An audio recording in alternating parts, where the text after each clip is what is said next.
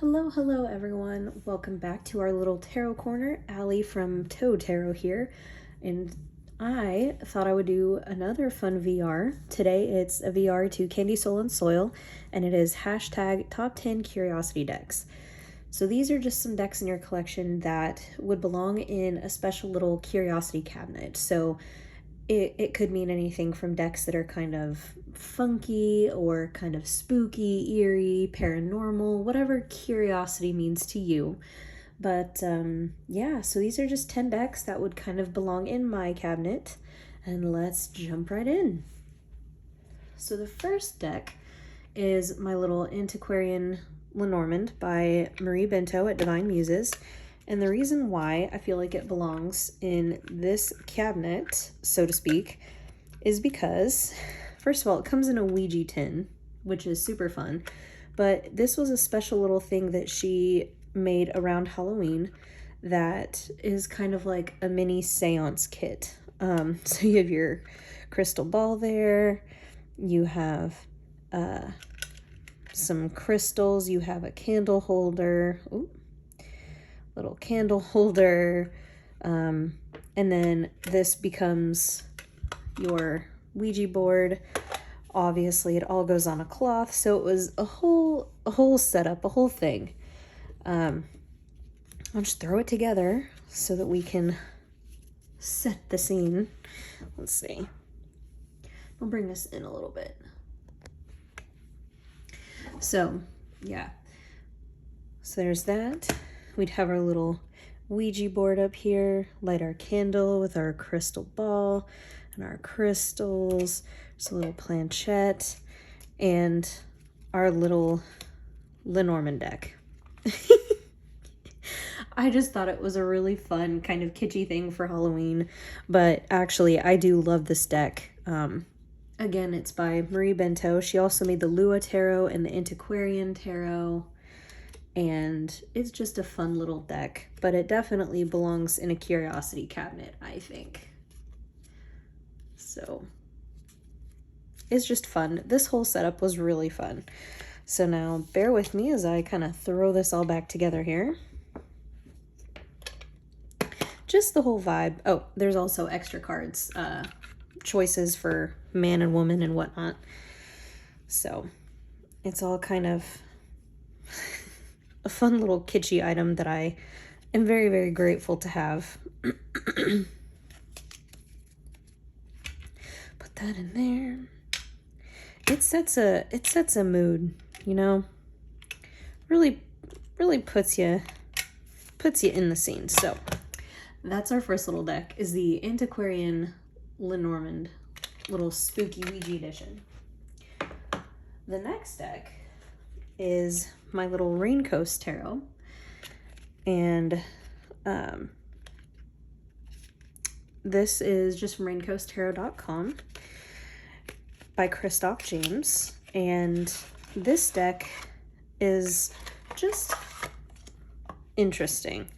I love the artwork in this deck. It's very, very left field, very dreamy and surreal.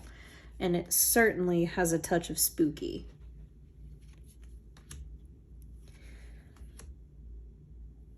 It's just fun. And this cardstock on this deck it's really thin, but it makes shuffling an absolute dream. It's one of my most fun decks to just sit and shuffle. So I felt like it deserved a spot in this tag.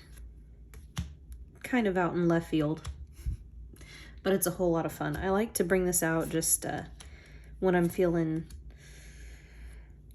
the vibe before it.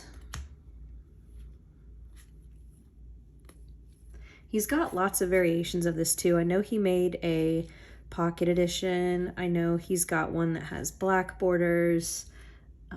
He's got all kinds of different variations of this deck, and he has other decks as well. A deck of Crowley and all kinds of fun. So he is very, very talented, and I highly recommend him. Highly recommend you check him out. So that is my Raincoast tarot.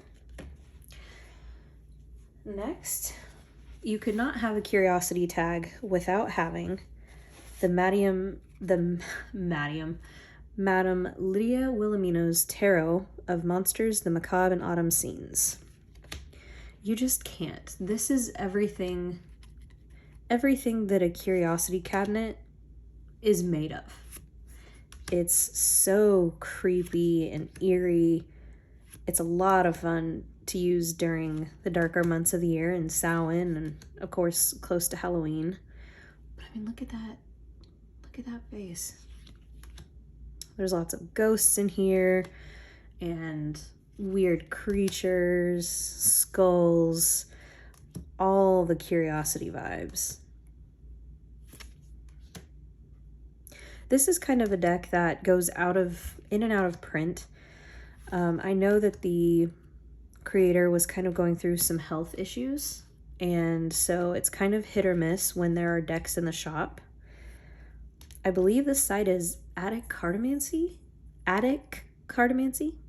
If you want to Google that, it should bring you right to the shop. She's got several other decks as well. There's one that's kind of along the lines of, now of course I'm forgetting my words. Oh yeah, see there. Kind of along the lines of Fantastic Menagerie Tarot. It's kind of the anthropomorphic animals, and I think it's called the Isidore Tarot. So that's another one of her decks. I know at one point she made an American Horror Story fan tarot that I was kind of interested in. It was like a majors only deck, but anyway, that's a fun deck. The next one is actually a deck that I picked up in Colorado, at Denver, at Meow Wolf, and it is an oracle deck that they had there called Elements of the Source. I will not lie to you, I have not used this very much. I kind of got it more as a souvenir, but to be quite honest, it has its own little quirks. So it comes with a little guidebook, and there's like a whole system to it, like what the colors mean, and yeah, see like their core cards. So pink is desire, orange is purity, yellow is power, green's unity, etc. So there's like classifications. And then when you actually look at the cards, here are the backs. When you actually look at the cards, you can see it's got the core and then the subtrick and the main phrase. So really, I mean, honestly, you can just use this as like your oracle phrase, right? Like the time for debate is over. But as you can see, it's just very sci-fi, very, very Meow Wolf, obviously. And so I thought it was a cool deck just to kind of have, but it really does kind of hold its own weight, like perspective. Look at things through a different door. Then creation and projection. Illusions are enticing, but not true. So quite a funky little oracle deck. Longing, equilibrium between want and need. Fracture, what you have can break apart. Rise, kind of creepy. That's not, yeah. So you can kind of see why I put this in this category. So anyway, that is the Elements of the Source Oracle from Meow Wolf. Let me shove this in here.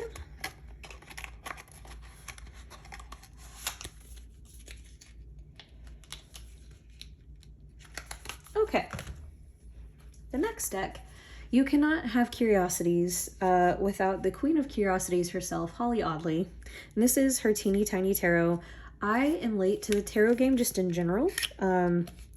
I kind of began working with tarot and oracle over the pandemic in quarantine in 2020, so I'm still relatively new, so I came late to the game from a lot of creators that had put out work.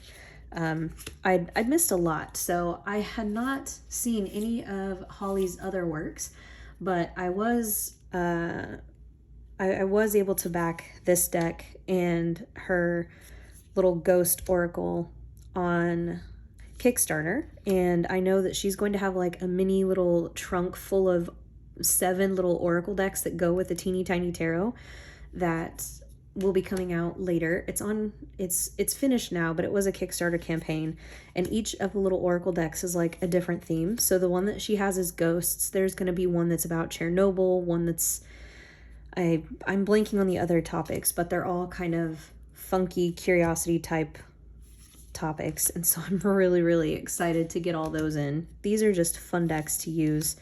I love her artwork and I love her color choices, how it's the not minimalist in a bad way, but it's like clean imagery.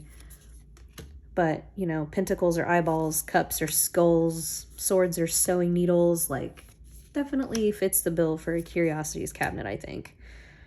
High Priestess, look at that. Something coming through the curtains.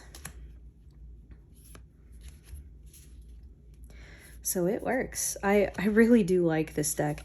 What I also find cool is that all of her oracle decks will have the same backing so that you can combine all 7 decks, little mini divvy decks as she calls it, into one giant mini divvy deck, because they'll all have the same back. So it's not like they'll be different colors and you'll be able to distinguish what you pulled. So that'll be really neat. But anyway, that is the Teeny Tiny Tarot by Holly Audley. I love her stuff. She's brilliant. Just brilliant. Okay. Next is Tarot of the Circus Magi. And this is a deck by Duck Soup, I want to say. And I bought this bag special.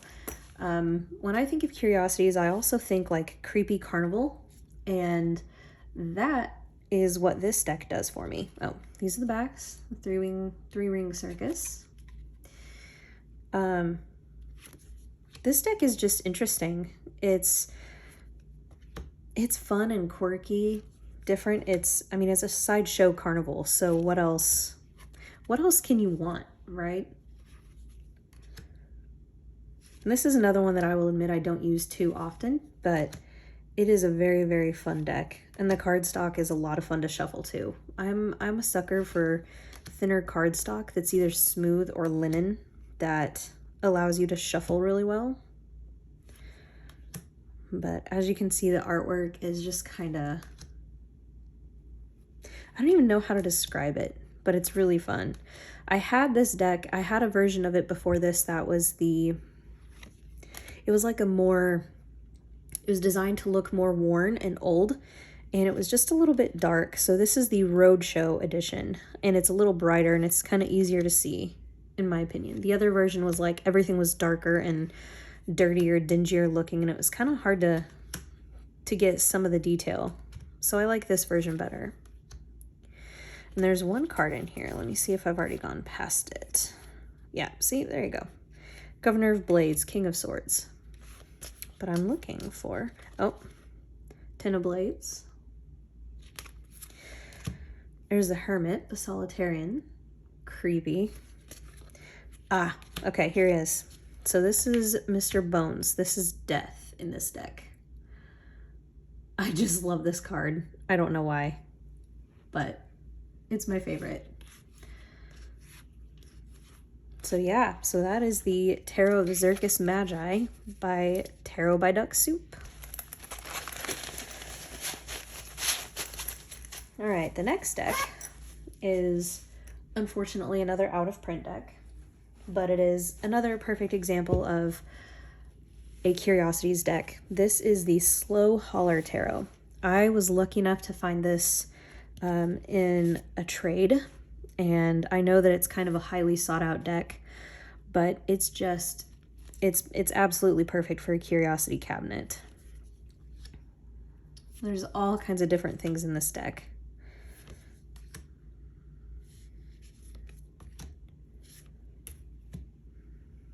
Exhibit A.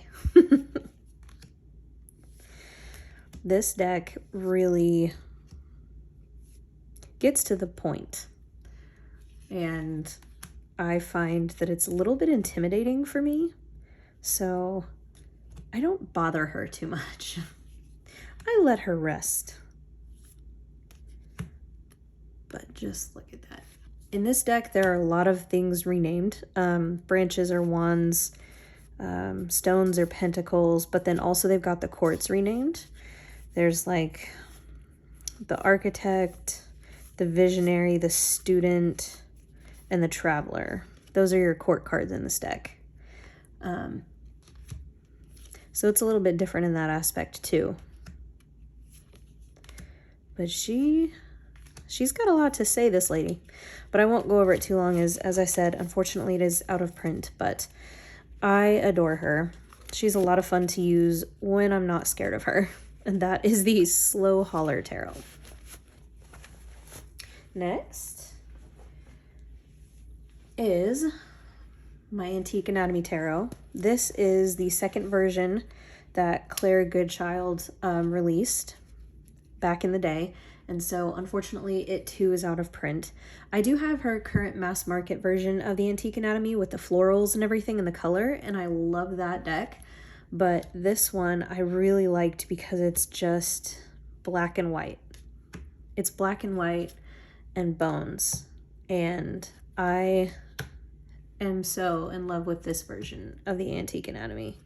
I will never get rid of my other one, and I'm quite a Claire Goodchild fan. I have both of these versions of Antique Anatomy. I have the Memento Mori Oracle, which is just a creature in and of itself that continuously grows.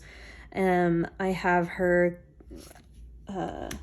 older version of Compendium of Constellations. I have all 3 editions of her Oracle of Oddities, which also would have been another great deck to show. But in fact, I do have my Memento Mori that I'll show you a little bit of here in a second. But yeah, I'm just in love with this version of the deck. I find it... This is one that I kind of take more time with when I use her and kind of respect her. I mean, I respect all my decks, but she deserves just a little bit more time when I pull her out, I find. She likes for me to sit and think with her for a while. So that is my Antique Anatomy. And we'll go ahead and continue on in the same vein. See, this is deck number, what? We have 1, 2, 3, 4, 5, 6, 7, 8.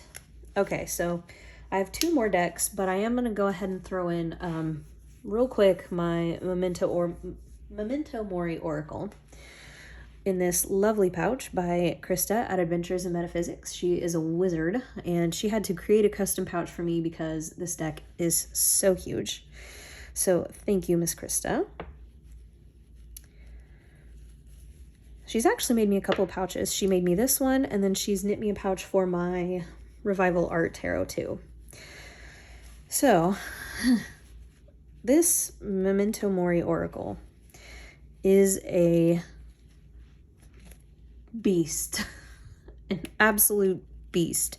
I have small hands anyway, so it's really hard for me to hold on to thicker decks just in general, but this one literally continues to grow because she releases expansion packs, and I'm a member of her Patreon, and she sends Patreon's cards every now and then, so it is monstrous. But this deck was designed with mediumship in mind. I don't work that way with it. I just use it more as a straightforward oracle. I find that in readings, it can kind of solidify the direction of a reading, or it can kind of close it off at the end, give a little final note. And so the guidebook that comes with it is kind of thin, but then all the expansions come with their own little books, and I just keep mine in the back here. All of her Patreon cards that we receive as patrons do not see graveyard dirt. So this card, you can see at the bottom, it says Patreon. She does not give meanings for these cards, so it leaves it very much open for us to kind of decide how to work with it. And this deck just has a lot to say. She's brilliant. I am a Claire Goodchild fangirl for sure.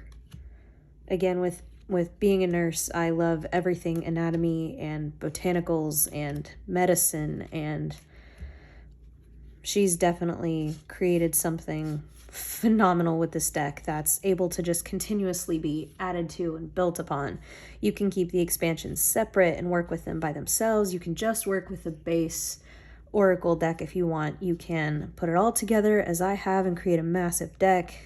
It's whatever you want it to be. So yes, sweet, sweet Memento Mori. I'm not even gonna try and put her away. She's just gonna hang out up there. Okay, so that was kind of an honorary mention. So now deck 9 is my beloved Sakisaki Tarot.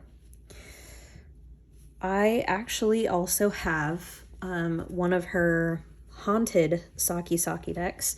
It's the Sakisaki Tarot, but it was misprinted, and so all of the cards have like a green hue over them, and so they look like they are zombified or haunted. Oh, these are the backs. The reason why this one fits is because most of the characters do not have heads. Some do, but some don't. Another example. So yes, I do have 2 versions of this deck, and the haunted one I really don't pull out. I keep just as a collector's piece because I think there were only 30 of those, and I was able to buy one from her relatively cheaply actually, and so that will never leave my collection. I highly doubt this will either, but for the longest time this was my dream deck, and I found someone to trade with, and so I'm very, very grateful. This card is extra in the deck, and it's called the Artist, and it's just a blank stage. So this is a card that she leaves open to your interpretation and however you want to use it. See, this figure doesn't even have a body. So it's just funky. It's funky and weird and quirky and very artistically made. And there's like smudges of black on cards. And, you know, look at this queen with her blue hair and glasses. Yes, ma'am. She's also a chair. Like, she is in the shape of a chair. The chair is her. She is the chair. It's just weird. All reality gets suspended when you're working with the Sakisaki, and I am not mad about it. Another chairperson. No head. Yeah, she definitely fits in my cabinet.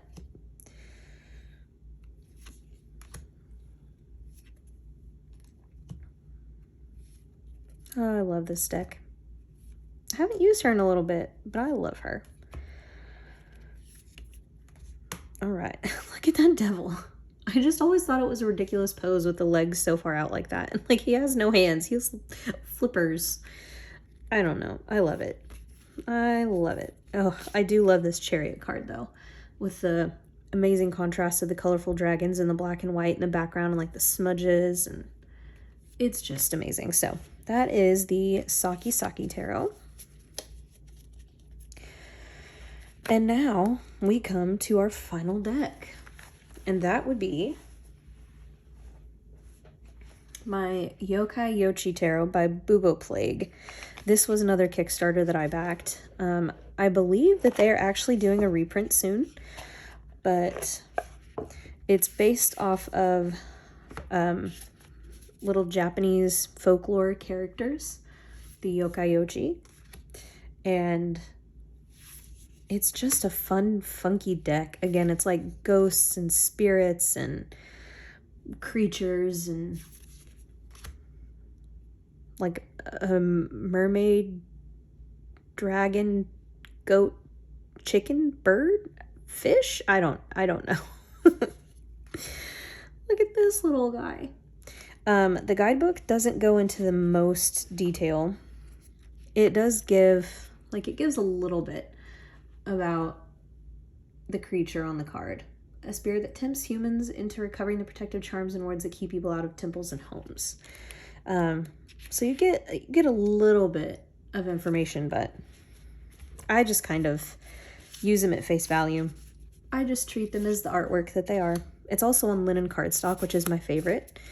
And these are the backs. I didn't show you that. And these are gold gilded, which, meh, neither here nor there. But it's just a lot of fun. It's different and weird. And so it definitely fits in my Curiosities cabinet.